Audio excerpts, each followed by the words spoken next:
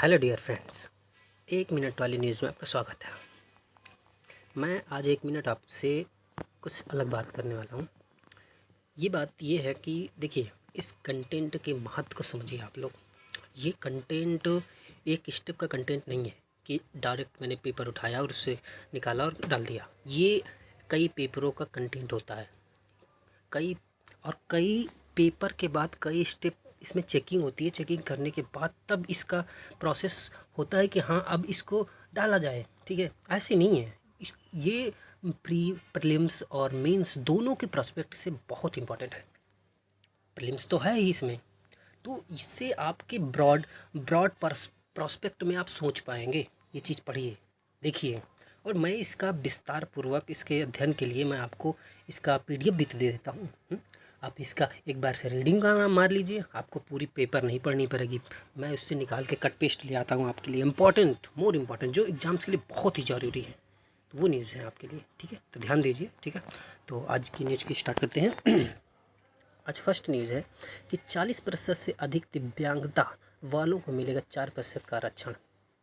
इसमें कहा गया कि केंद्र ने एक रूपता लाने के लिए, मतलब सबको बराबर करने के लिए, दिव्यांग के लिए आरक्षण के निर्देश जारी किए हैं, जिसमें से 40% अगर दिव्यांगता है, 40% का मतलब समझ रहे हो, जो चल नहीं पाता है, हाथ कटा हुआ है, पैर है, बधिर है, सुन नहीं पा रहा है, उन लोगों के लिए 4% का आरक्षण दिया जाएगा नौकरियों में। ठीक है, और अगर जैसे मान लो कोई पद निकला, कोई पोस्ट निकली, उसमें आरक्षण दिया गया, तो आगे चल कर उस पोस्ट के लिए अगर पदोन्नति हो रही है तो उसमें भी इनको आरक्षण दिया जाएगा। और ये दिशा निर्देश दिव्यांग अधिकार अधिनियम 2016, ये 2016 के अंतर्गत दिया जा रहा है। ठीक है, तो ये एक अधिकार जरूर याद रखिएगा, ये अधिनियम 2016 का। ठीक है, धन्यवाद। अगला देखिएगा। उसके बाद सेकंड न्यूज़ है हमारी, स्वच्छ हवा के लिए जिंगजी कार्यक्रम। ये विश्व बैंक के अनुसार चीन ने जिंगजी क्षेत्र के लिए वायु प्रदूषण के नियंत्रण को रोकने के लिए वित्तीय संसाधन को जुटाने के लिए इनोवेटिव मॉडल अपनाया है। ठीक है, और ये पर्यावरण से जुड़ी चिंताओं के समाधान के लिए ग्रीन फाइनेंस को ऊर्जा नीतियों के साथ जोड़ा गया है। इसका उद्देश्य है ऊर्जा दक्षता को बढ़ाकर और स्वच्छ ऊर्जा समाधानों को बढ़ावा देकर वायु प्रदूषण को जड़ से ख़त्म करना है। ठीक है, और इसके लिए अगर भारत के लिए प्रोस्पेक्ट में देखा जाए तो भारत इस तरीके की नीति को अपना नहीं पाएगा, क्योंकि इसके पास ढेर सारी समस्याएं आ जाती हैं। भारत के प्रोस्पेक्ट में देखा जाए तो जैसे कि इसमें आ जाता है कि ये लोकतांत्रिक राज्य है हमारा, और वहाँ की चीन जो है सत्तावादी है, तो ये वहाँ की यहाँ पे ये चीज़ें लागू नहीं हो सकती। जैसे यहाँ पे संसाधनों की, वित्तीय संसाधन की भी कमी है, पैसे की भी कमी है हमारे पास, तो ये चीज़ें काफ़ी मायने रख रही हैं। ठीक है, तो अगली न्यूज़ की बात करते हैं। थर्ड न्यूज़ हमारी है कि भारत ने आर्मेनिया को पिनाक अस्त्र प्रणाली का निर्यात शुरू कर दिया। देखिए, पिनाक अस्त्र प्रणाली जो है, ये भगवान शिव के धनुष, दिव्य धनुष के नाम पर इसका नाम रखा गया है। ठीक है, ये जो पिनाक मिसाइल है, इसकी रेंज जो है 80 किलोमीटर से अधिक दूरी का लक्ष्य की भेज सकती है। ठीक है, और ये एक तरीके से ये चीज़ समझ लीजिए कि पिनाक रॉकेट लॉन्चर अत्यधिक क्षमता का हथियार प्रणाली है।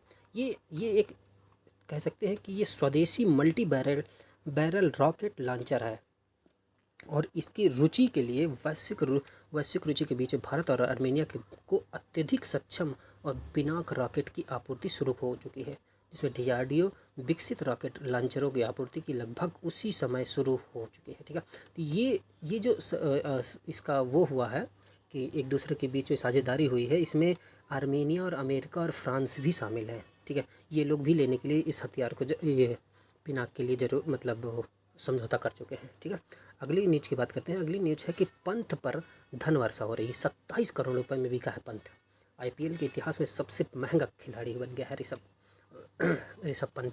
और इसमें से अगर भारतीय खिलाड़ियों को मिली 23 करोड़, टोटल राशि की बात करें तो 23 करोड़ रुपए जो है भारतीय खिलाड़ियों को मिल चुका है। ठीक है, 23 करोड़। और अगर बात करें 18 करोड़ रुपए पाकर के सबसे महंगे स्पिनर जो बने हैं, ये यजवेंद्र सिंह चहल बन चुके हैं। यजवेंद्र सिंह चहल जो हैं, चहल, ये सबसे ज़्यादा स्पिनर में सबसे ज़्यादा महंगे खिलाड़ी बन गए हैं। और 15.75 करोड़ रुपए पा करके जोस बटलर जो है सबसे महंगे विदेशी खिलाड़ी बने हैं। इस चीज़ को ध्यान रखिएगा, ठीक है। ये बहुत ही इंपॉर्टेंट चीज़ें हैं, ये चीज़ें दी रही। और 180 करोड़ रुपए के खर्च करके 10 फ्रेंचाइजियों ने 12 मार्की खिलाड़ियों पर खर्च किया गया है, ठीक है। अगली न्यूज़ की बात करते हैं। तो अगली न्यूज़ हमारी है, उत्तराखंड में भी टैक्स फ्री मतलब जो उत्तराखंड में एक फिल्म आई है जिसका नाम है the Sabarmati report. The Sabarmati में इसमें क्या कहा गया है कि यहाँ पे उत्तराखंड में जब चलेगी तो इस पर भी कोई टैक्स नहीं लिया जाएगा, ठीक है। ये टैक्स फ्री रहेगी, ठीक है। ये हिंदी फिल्म है द साबरमती रिपोर्ट, और उत्तराखंड में टैक्स फ्री कर दी गई है, ठीक है। और इसमें पुष्कर सिंह धामी जी कहते हैं कि फिल्म और कलाकारों के साथ दून में फिल्म देखने के बाद घोषणा की गई है। उन्होंने देखा और फिर घोषणा की है, ठीक है। और प्रस्तुतिकरण के तरीके से कलाकारों के अभिनय को सराहा है, ठीक है। बहुत ही अच्छे से सराहा है कि बहुत अच्छा अभिनय किया है, इन्होंने शूटिंग की है, ठीक है। अभिनेता ने मुख्यमंत्री से भेंट करके फिल्म किरदार और शूटिंग स्थलों पर चर्चा भी की है इस बात के लिए, ठीक है। और मुख्यमंत्री पुष्कर सिंह धामी ने हाथी बड़कला स्थित मल्टीप्लेक्स में द साबरमती रिपोर्ट देखी है, ठीक है। अगली न्यूज़ की बात करते हैं। तो अगली न्यूज़ हमारी है, सहकार से समृद्धि का भारतीय दर्शन। सहकार से समृद्धि, देखिए अमित शाह जी सहकारी समिति जो बनी गई है उसके अध्यक्ष बनाए गए हैं, ठीक है। और ये देश में सहकारी तंत्र के विस्तार से एक नया आर्थिक मॉडल खड़ा किया जा रहा है। ये बात कर रहे हैं हमारे मोटा भाई, ठीक है। और इन्होंने क्या कहा है कि $5 ट्रिलियन की अर्थव्यवस्था के लक्ष्य को प्राप्त करने में प्राप्त होगा, सहायता मिलेगी इससे, ठीक है, भारतीय दर्शन से।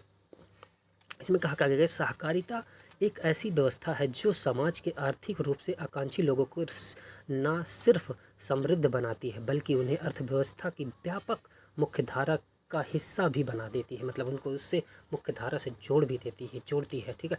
और अंतर्राष्ट्रीय सहकारिता वर्ष 2025 का भी शुभारंभ हो चुका है, और ये 2025 का शुभारंभ अंतर्राष्ट्रीय सहकारिता वर्ष के रूप में घोषित किया है। अगली न्यूज़ की बात करते हैं। अगली न्यूज़ जो है 2025 में 6.3% रहेगी भारत की विकास दर। वैश्विक निवेश बैंक गोल्डमैन सैक्स ने कहा है कि लगातार वित्तीय समावेशन और कर्ज वितरण में नरमी के कारण कैलेंडर वर्ष 2025 में भारत का विकास दर जो रहेगी घट करके वो 6.3 हो चुकी है, ठीक है, और रहने का अनुमान है। और इसमें निवेश बैंक का कहना है कि भारत की मजबूती और दीर्घकालिक संरचना वृद्धि की कहानी बरकरार और यह वैश्विक झटकों के प्रति अपेक्षाकृत अधिक सुरक्षित होगा। इस चीज़ को याद रखिएगा कि ये वैश्विक झटका, जैसे वैश्विक स्तर पे जो झटका होगा उसके लिए बहुत ही अधिक सुरक्षित है, ठीक है, कि इतना इसका हमारा जो विकास दर है भारत की 6.3 हो चुकी है, ठीक है। इस चीज़ को याद रखिएगा। अगली न्यूज़ की बात करते हैं। अगली न्यूज़ हमारी है, पूर्वी भारत देश का ग्रोथ इंजन। क्या बात कर रहे हैं प्रधानमंत्री जी मोदी जी, कह रहे हैं कि पूर्वी भारत जो है देश है, भारत का पूर्वी हिस्सा, वो ग्रोथ इंजन बन चुका है भारत के लिए, ठीक है। इसकी बात कर रहे हैं, जिसमें से पिछड़ा जिस हिस्से को पहले पिछड़ा कहा जाता था वो आज ग्रोथ इंजन के रूप में कार्य कर रहा है। ये हमारे मोदी जी का सेम मतलब एग्जैक्ट स्टेटमेंट यही सेम है, ठीक है। और कहा है कि कनेक्टिविटी, स्वास्थ्य, शिक्षा को लेकर के आधारभूत ढांचे को विकसित करने में तेजी आई है, और विकसित भारत की समृद्धि शक्ति के लिए महत्वपूर्ण है ये चीज़, इसको याद रखिएगा, ठीक है। जवाहरलाल नेहरू स्टेडियम में 3 दिवसीय उड़ीसा पर्व के समापन अवसर पर प्रधानमंत्री मोदी ने मुख्य अतिथि के तौर पर उपस्थित हुए वहाँ पर। ये जो थे 3 दिवसीय उड़ीसा के पर्व जो होता है उस पर ये मुख्य अतिथि के रूप में भी आमंत्रित किए गए थे, ठीक है। और वहाँ पे जाने के बाद ये बात इन्होंने बोली है, ठीक है। अगली न्यूज़ की बात करते हैं। अगली न्यूज़ हमारी कि अडानी समूह से बिजली समझौते की जांच करेगा बांग्लादेश। देखिए अडानी समूह जो है हमारी, वो बांग्लादेश में भी बिजली देने के लिए तैयार है, समझौता होने जा रहा है उस पर, ठीक है। जिसमें कहा गया कि अंतरिम सरकार ने चीन के सामने रखा मुख्य व्यापार समझौता का प्रस्ताव, ठीक है, जिसमें ये कहा गया कि भारतीय हितों के खिलाफ अपने रुख पर कायम दिख रही है यूनुस सरकार, ठीक है। मोहम्मद यूनुस है वहाँ के, ठीक है, बांग्लादेश के, और उन्होंने कहा है कि ये भारतीय हित के रुख की बात दिखाई दे रही है, ठीक है।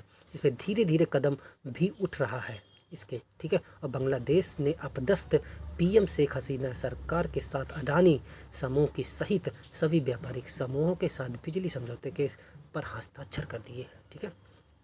और इसमें कहा गया कि बांग्लादेश सरकार चीन से FTA करने का को उत्सुक भी है। बांग्लादेश जो है एफटीए के लिए चीन के साथ उत्सुक है और जुलाई 2024 में ही तत्कालीन पीएम शेख हसीना नई दिल्ली आई थी। ठीक है, अगली न्यूज़ की बात करते हैं। अगली न्यूज़ जो हमारी है क्लाउड सीडिंग। क्लाउड सीडिंग ये बहुत इंपॉर्टेंट वर्ड है। प्रदूषण से निपटने के लिए ये क्लाउड सीडिंग की जाती है। दिल्ली सरकार ने प्रदूषण से निपटने के लिए क्लाउड सीडिंग की कृत्रिम वर्षा यानी जिसे क्लाउड सीडिंग यानी कृत्रिम वर्षा की बात की है।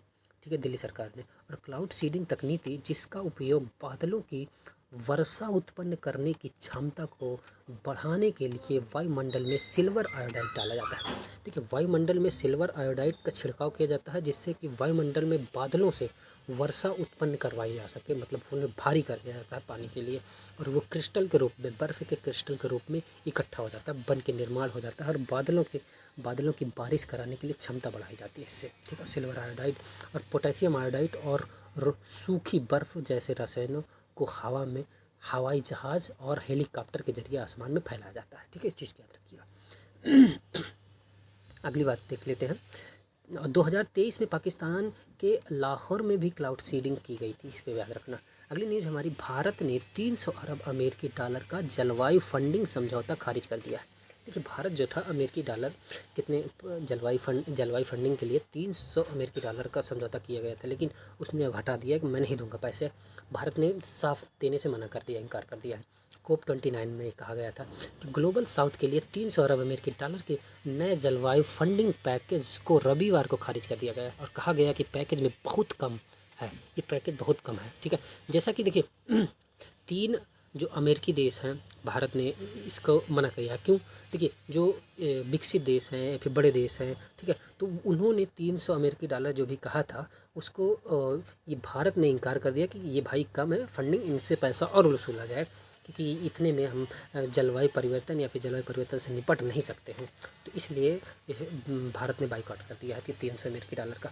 अगली न्यूज़ की बात करते हैं। अगली न्यूज़ जो है कि कुर्स्क में यूक्रेन के मिसाइल हमले में 500 उत्तर कोरियाई सैनिक मारे गए। देखो, कुर्स्क के यूक्रेन में मिसाइल हमले हो चुके हैं। ठीक है, यूक्रेन के। अब इसमें क्या हुआ है कि उत्तर कोरियाई के सैनिक जो मारे गए हैं, इसमें देखिए, ये जो कुर्स रीजन जो था अभी तक यूक्रेन के हिस्से में था। ठीक है, लेकिन ये जब यूक्रेन के हिस्से में था, लेकिन इसमें जब यूक्रेन के हमारे पीएम जो थे उन्होंने ये क्या किया कि रूस पर हमला कर दिया। ठीक है, रूस पर हमला कर दिया, रूस पर इन्होंने मिसाइलें दागना शुरू कर दिया फटाफट। जब मिसाइलें दागना शुरू कर दिया और 40 फिर इसके बाद रूस ने उसके अपोजिट मिसाइलें दागी और इसमें से 40% हिस्सा रूस ने छीन लिया यूक्रेन से। ठीक है, ये है न्यूज, इसको याद रखिए, ध्यान दीजिएगा, एक बार पढ़िएगा। अगली न्यूज की बात करते हैं कि ऑस्ट्रेलिया को हराकर डेविस कप फाइनल में पहुंच चुके हैं। ठीक है, ऑस्ट्रेलिया को हरा करके डेविस कप फाइनल में पहुंच चुके हैं।